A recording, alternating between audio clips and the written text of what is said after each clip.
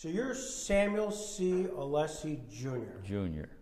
Obviously, there's a Samuel C. Alessi Sr. There was, yeah. Tell me about your dad. Well, my dad immigrated to this country from Sicily, and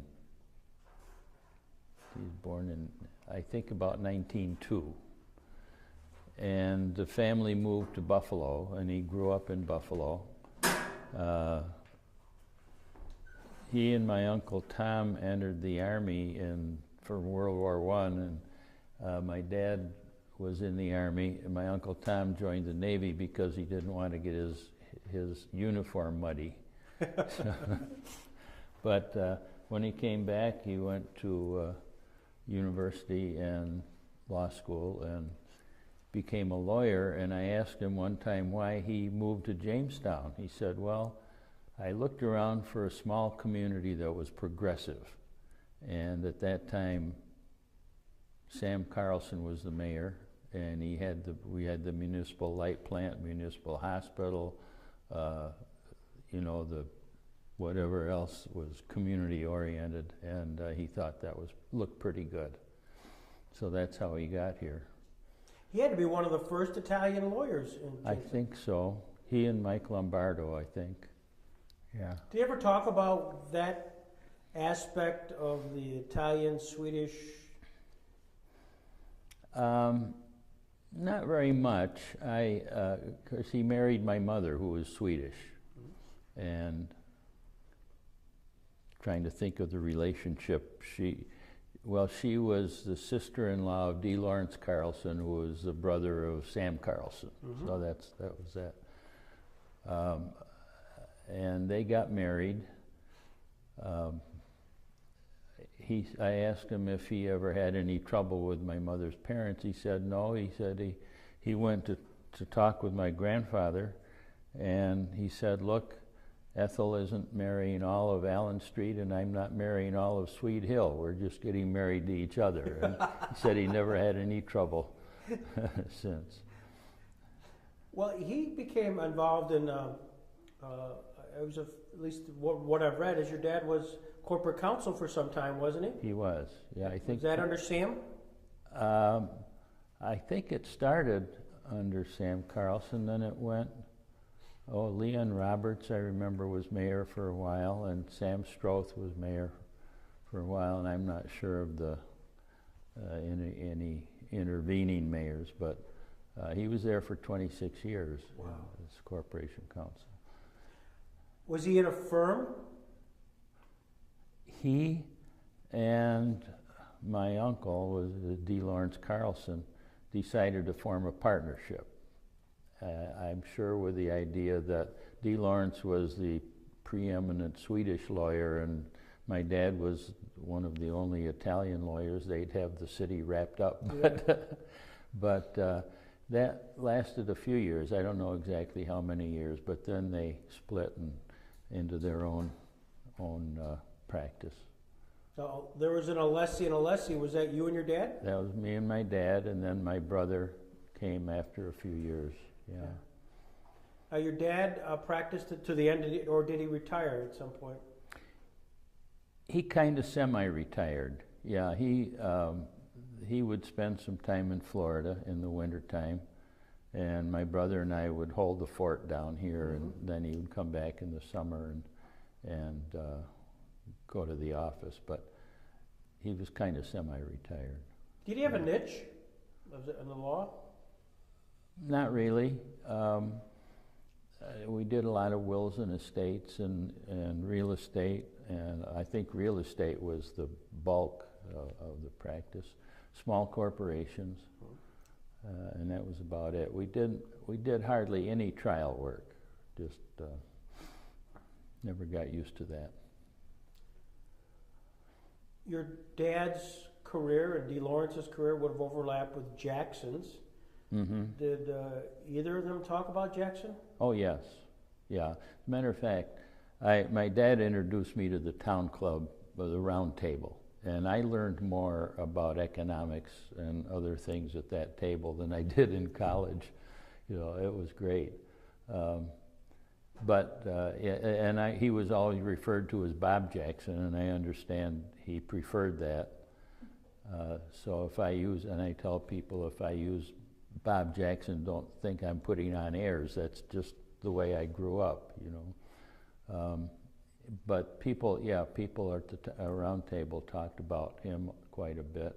I don't think he ever came when I was there, but he would come when he was in town and have lunch. I know there's a picture somewhere here of that autograph by Robert Jackson to Samuel C. Alessi. Mm-hmm. That was the cover of Fortune magazine, I think, that photograph was. Yeah. And did your dad ever have any war stories or stories about Jackson you recall? Not that I recall, really. No, I know they did have a discussion at the Roundtable when Truman asked him to go to Nuremberg. There was a debate among the Roundtable people whether or not he should do that. But you know, that's the only thing I remember. Do you remember who were the parties who normally would sit at that Roundtable? Yeah, pretty clearly. D. Lawrence Carlson. Oh, well, first of all, Ernest Cockcroft was the dean, and his strong point was history and biography, because he was a bachelor, so he could spend a lot of time reading, and he did. He would become enraged if somebody said, I didn't have time to read that. He would blow up. But yeah, Ernest Cockcroft, D. Lawrence Carlson, my dad, Carl Hammerstrom, the doctor, Carl Blomquist, CPA, very eminent person, who would announce that he was an atheist, whether or not you asked him, you know. Carol Hall was the director of the municipal lab, which no longer exists.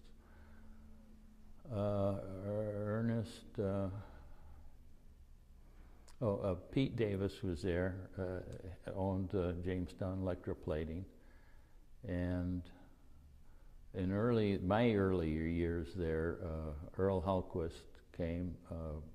Ernest Stolbrost he was connected with one of the furniture factories. I don't know, but it was a pretty good group. And the first day I got there, Ernest Cockcroft said, well, young Alessi, the first day will grant you immunity, but after that you have to be careful about what you say, because they'll jump on it if they have a chance. What was the MO? Did they show up at noon and stay till 2? Mostly 1:30, yeah, but we'd wander in about 2 o'clock, and yeah, that was it. Order lunch. Crawford Barger and Clyde Carnahan were two of the regulars. Was the table big enough to handle all those people? It would handle about 13. Really? Yeah.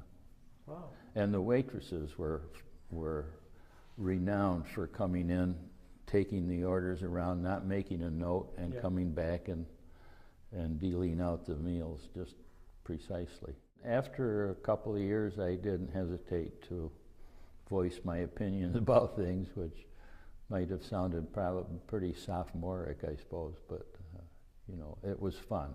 And as I said, I learned more from Carl Blomquist about economics than I did in college. You're a Democrat. Yes. That table doesn't sound very democratic. It wasn't. It wasn't. I think my dad, and to be truthful about it, I didn't really get interested in politics until John Kennedy ran for president, and that kind of woke me up. But most of the others were either independently minded or Republican. Of course, my brother's here, Bob. We called him Bud when he was growing up because there were so many Bobs in the neighborhood. But Jim Abdullah was a good friend, and he had a law partner named Bill Arison, who was a terrific guy. He was really great, and Jim was very close to him. Ernest Cockcroft is here, who I mentioned. Willard Cass Jr. and Sr. Now, Bill and Lula Destro were in Albany Law School 2 years ahead of me. And so I knew them. Well, I didn't really know them when I got out, but I became acquainted with them pretty much. And Joe Gerasi, I have a color photograph I should have brought of the first county legislature, where Joe Gerasi was the first executive. I got that home. I should have brought it. I remember Clayton Jones. He had a law office kind of around the corner from us. Where was your office? On the third floor of the Fenton building. Okay. And D. Lawrence Carlson was also on that floor, and Howard Crossley next to him. And then Clayton Jones, I think, had the office next to the elevator, which later became the office of Pri-Det Investigations. Bob and Gladys Carlson were good friends. And the other main building where there were offices was seemingly was the Wellman building. The Wellman building, yeah.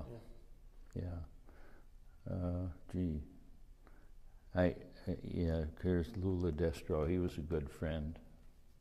And Walter Miller, Price and Miller, one of the biggest law firms in town, the most prestigious. They were counsel for Chautauqua Institution. And he used to tell, in days after the Roundtable kind of broke up because all the older people had kind of passed off, but he used to tell how he double dated with Lucille Ball one time. He had a double date. Bob Seidel was the assistant district attorney when I was on the city court. And I don't remember very many trials, but I remember one trial. You want me to tell you about it? Sure, absolutely. It was a DWI trial, and the defendant had been going down Foote Avenue and turned up Newland and hit a telephone pole. And he was still in the car when the police got there. And he said, well, I got so nervous, I took a bottle of whiskey that I keep under the seat and drank most of it.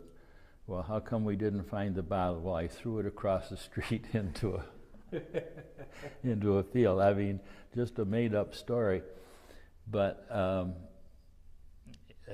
Ed Fagan represented him, and when he put him on the stand and told how he was in combat in Vietnam and he was nervous, and he really got the jury's sympathy.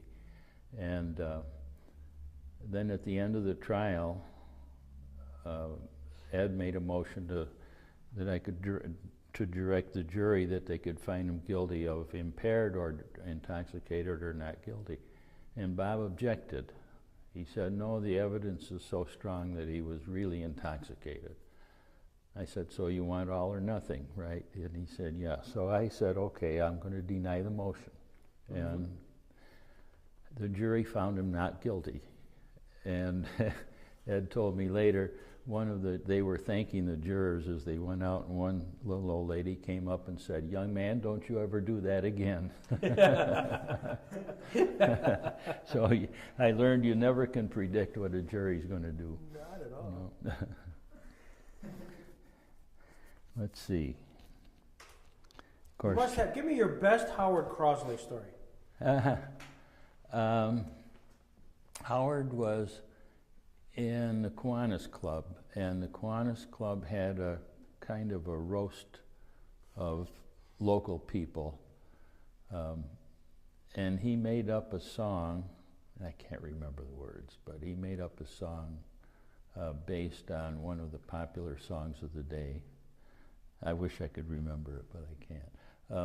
Howard had a terrific sense of humor, and he gave I don't know if it was a commencement address or it was some talk at the high school, and they said over the stage, as character is the first aim of education.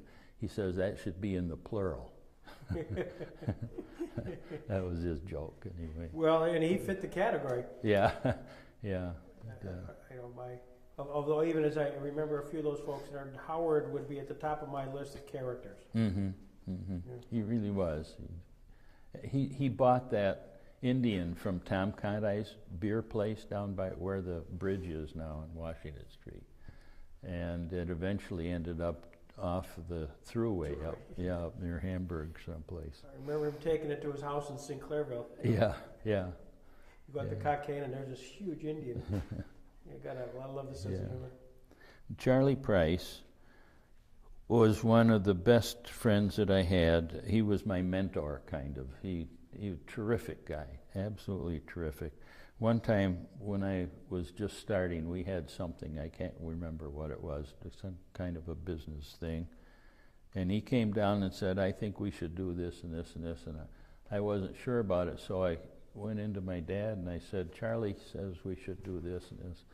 He didn't even look up. He said, whatever Charlie Price says is okay. So that, I just had a lot of respect for him. Julie Wilson.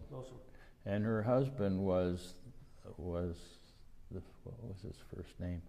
He was the fellow that was very active in ecological movement and stuff like that, and he got his legs cut off by a railroad train. Brian, that's who it was. Whoa, Brian Wilson. I didn't know the two were. I didn't have that connect. Yeah, they were married, and he thought he was going to stop the train. Well, his train didn't stop, and tragic accident. No, she was a sharp, very sharp lady. Yeah. She moved. I guess I can't remember.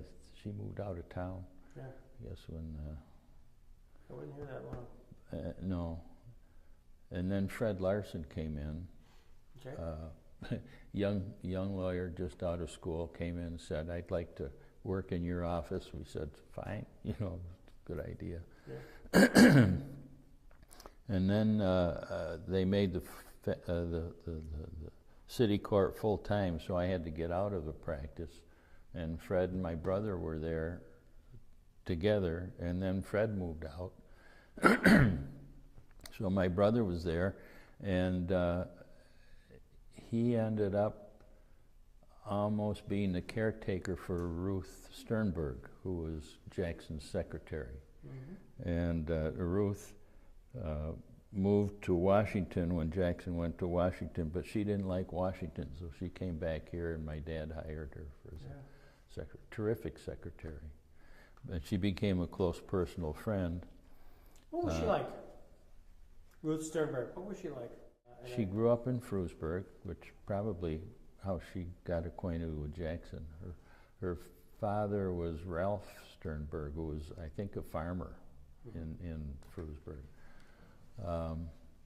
But she was very bright, and she was an excellent secretary. My dad, when I got into the office, I started to talk about getting dictating equipment and copy machines and other things.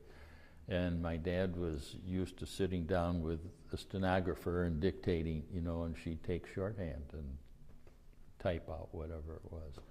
That's the way they worked. She retired from the law firm? Mm-hmm. And I know we were trying to track some stuff about Ruth. We talked to Bob about where's her files, hoping against hope that someplace, somewhere, and not to be found.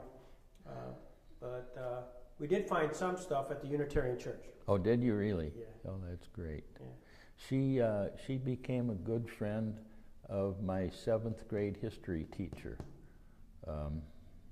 And the two of them went to dinner quite often, and when we went over to their place, my wife and I went over and had dinner with them several times. Did they live on Chapin? I think so. Yeah. What about some of those judges at the top? Do you have any remembrances of them? Well, I know, of course, Les Berglund. His son was in high school a year ahead of me, a year or two years ahead of me, and he married Mary, her father was a dentist. I can't think of it. Anyways, they moved to Florida, and Les died many years ago. But he was kind of also a mentor, because when I was elected to the city court, he was there, and I'd go over, and he would show me the ropes, kind of. And Tuby Scarpino was the associate judge. And he said, the first thing you know, Tuby will want to get a robe. Well, I'd already ordered a robe, and I didn't want to tell him, because he never wore a robe. He just wore a suit. But I remember Ralph Fancher, and I remember McKinley Phillips. He was a very nice gentleman. He was a surrogate. First, I got my initiation in court system. I represented a fellow who'd been charged with some domestic, either non-support or something, from Frewsburg, and Willard Cass Sr. represented the plaintiff. And the case came in city court. Les Berglund was there. This was in the early 60s. And Willard came over to me in the lobby of the old city hall and said, "Oh, I think we can work something out. You know, this is no big deal." We got in before Les, and he started a rant and rave that my client was the worst animal that ever was born on the face of the earth. And I just looked at him. I was shocked. And Les kind of grinned. he said, yeah, that was my initiation. What about guys like Mike Lombardo? Mike was a great guy. He had an active practice. My dad told me in later years he had an active practice representing bootleggers during Prohibition. But he was a terrific guy. I remember Travis Look briefly, because he retired shortly after I started, and he moved out to Wyoming or someplace. And, excuse me.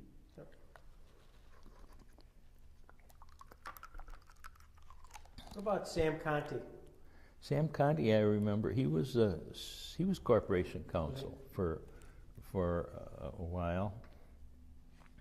Spotos lived down Myrtle Street from about 3-4 blocks from where we were, and his daughter Charlotte was in my high school class, was in all the way from Fletcher School through.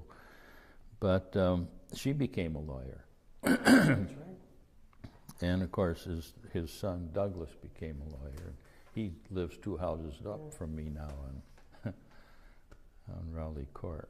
And he could be kind of rough on people. I've got a story about him. Sure. There was one of the town drunks, one of the 2 that I remember, town drunks, came into court when Tuby was there. And Tuby said, "You're just no good, you're, rotten, no good son of God, you'll never amount to anything." And he sent him to jail for 10, 15 days. And then about 2 or 3 weeks later, when I was sitting up there, this guy came in again. And he was an intelligent guy. He could quote Shakespeare, and pretty well educated, but the bottom had dropped out of his life, I guess. And he was still kind of intoxicated when he came into court the next morning.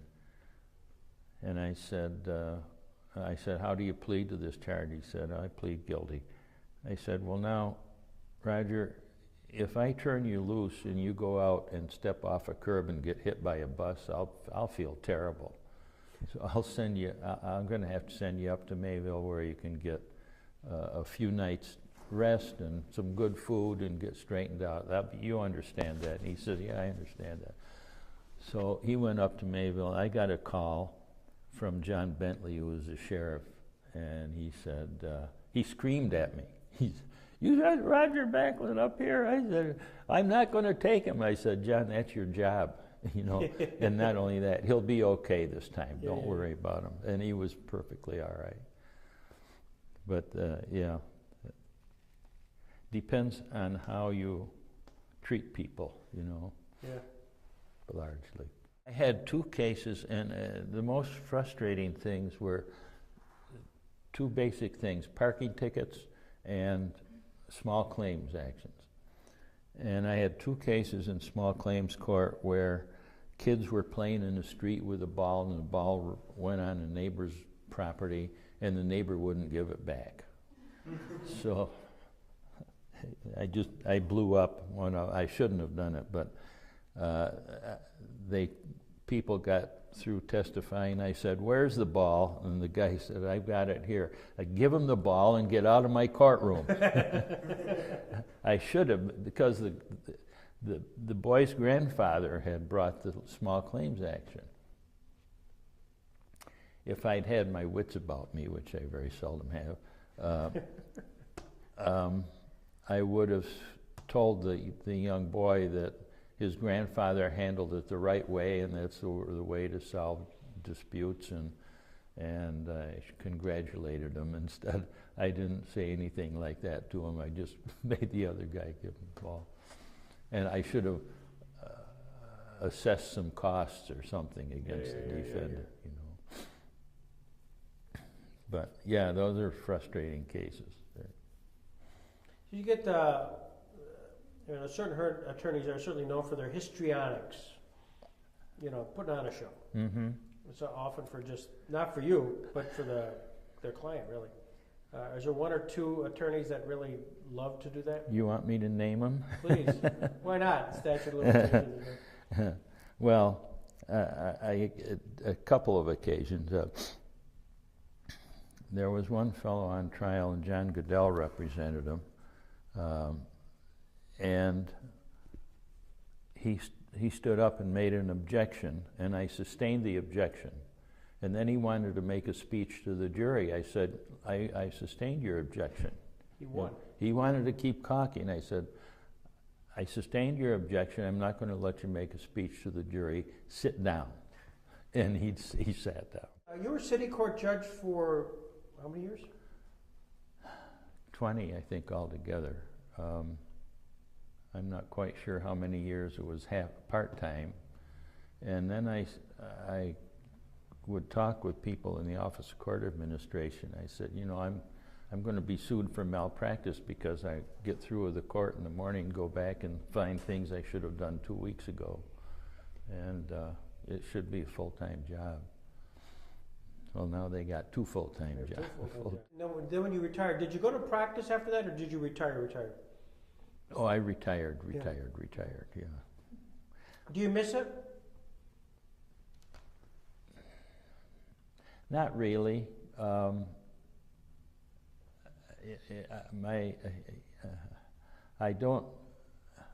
form an opinion about things that I read about or hear about, and I'd like to kind of be involved. What's the question I should be asking you? You'd say, Greg, I've been waiting for you to ask this question. Nothing except a question that I would be afraid of, but I can't. What would that be? Oh, gosh, I don't know. Did you ever find any of these guys, and you don't have to mention their names, in contempt? No, I think the closest one was I found a couple of witnesses in contempt for using improper language in the courtroom. But and I'd say one guy started to swear on the witness stand, and I said, "You got 10 days in the county jail." And he kept swearing. I said, "Would you like to try for 20?" And he shut up. Bro, I remember all these guys. Sid Hughes, of course, was one of the moving factors in getting JCC started. Mm-hmm. He was just a young attorney that came in, and then he decided he wanted to run for mayor. And I was very impressed with Stan. He just had the instinct of organizing, and like you do. I mean, he could organize things, and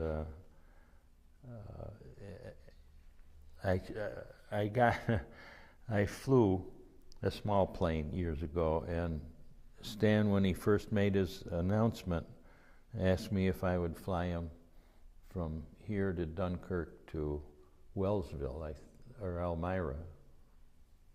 Oh, Elmira. So he could make a simultaneous announcement in This is running for Congress. Yes. Yeah, that's right. And he was facing a battery of journalists out in Elmira who he was a stranger to. And they'd ask him some pretty hard questions, and you'd be perfectly honest with them. And I remember one of them was, will you open an office here? And he said, probably not. You know, well, that's not a political answer, but it's an honest answer. He said, we've got limited funds and for this kind of thing, and da-da-da-da. So by the end of that interview, he had gained their respect, and I respect him. And I think Al was the Justice of the Peace for the city. Because the city had a justice court under the old City Court Act. And he wanted to retire, and my dad said, why don't you run for that? So I ran for Justice of the Peace, and I won. You? Yeah. I think my first or second year of practice, and so I learned about that. I didn't care for it because it became an enforcement arm for the credit bureau as a collection agency, and they'd hammer these poor people who were gotten behind, and they were getting summonses issued and garnishing their wages, and it was great business for me because it was a fee system. It was just $2 for a case or something. But and my secretary at that time was June Gustafson, who was a sharp gal, and she was very businesslike. She did all the book work, and that helped out a lot financially, but I didn't care for the business. Right. And I think Jeff Weesey took over from me after I quit. And he didn't have it very long. I think it was about that time that the Uniform City Court Act took the place of the old City Court Acts, and that Justice Court went away.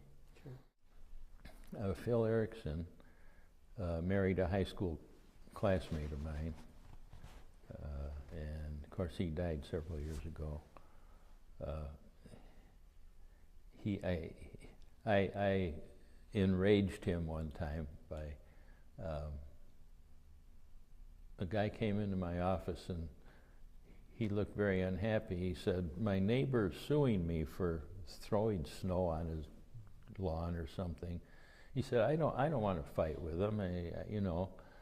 I said, yeah, so I want you to get in touch with him and ask him to. I said, well, I can't do that. He's represented by an attorney, and but there's nothing that says you can't go over and talk with him and try to work things out. So that's what he did.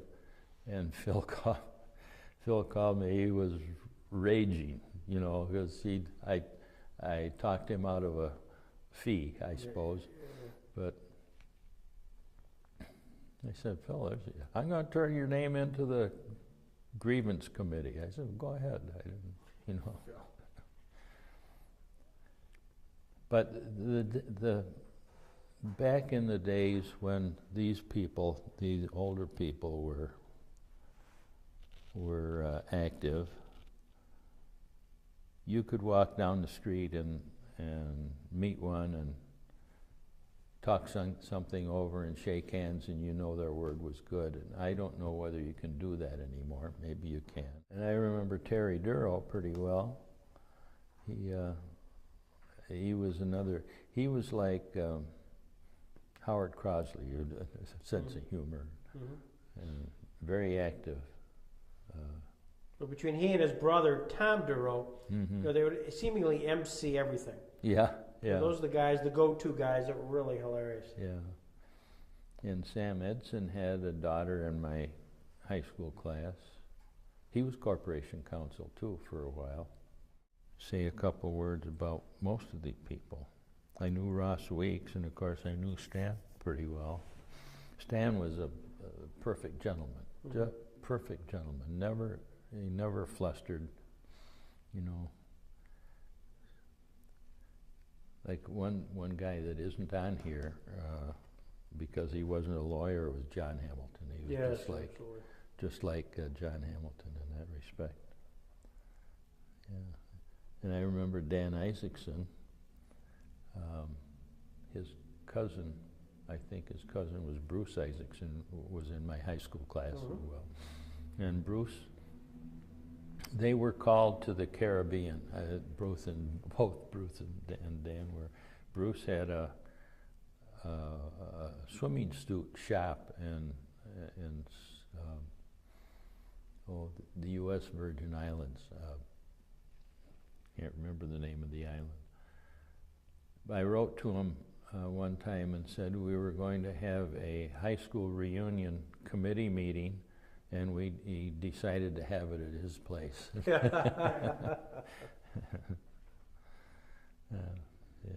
But Dan always talked to me about going down to the Caribbean. Yeah. Isn't that where you ended up? I think so, yeah. I knew the Wright brothers, the three of them, and Bill is a good friend. He lives out in West Ellicott now. See him once in a while.